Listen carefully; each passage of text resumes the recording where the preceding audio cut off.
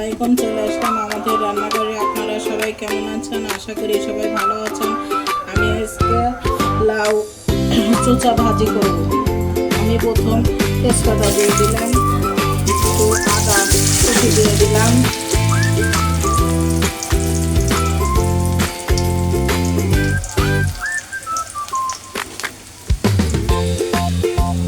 পেঁয়াজ দিয়ে দিলাম,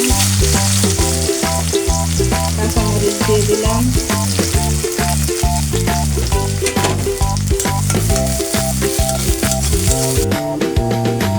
এই যে আমার লাউ চোচা আমি এইভাবে কেটে নিয়েছি।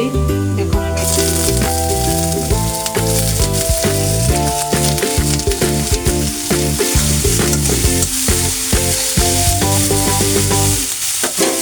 এর সাথে কিছুটা বটবটি দিয়ে দিলাম।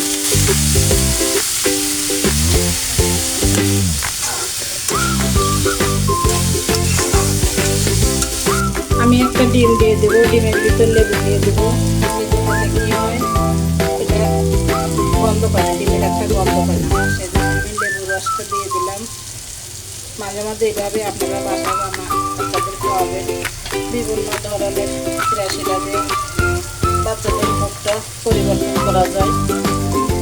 এখন আমি ডিমটা দিয়ে দিব।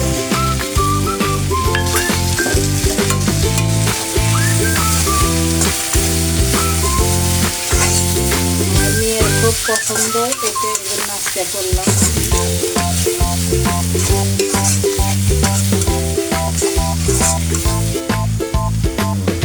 আমি কিছুটা ধনিয়া পাতা দিয়ে দিলাম। আমি এখন নামিয়ে নেব। হয়ে গেছে। এই দেখেন ভাজিটা কত সুন্দরভাবে করে নিয়েছি।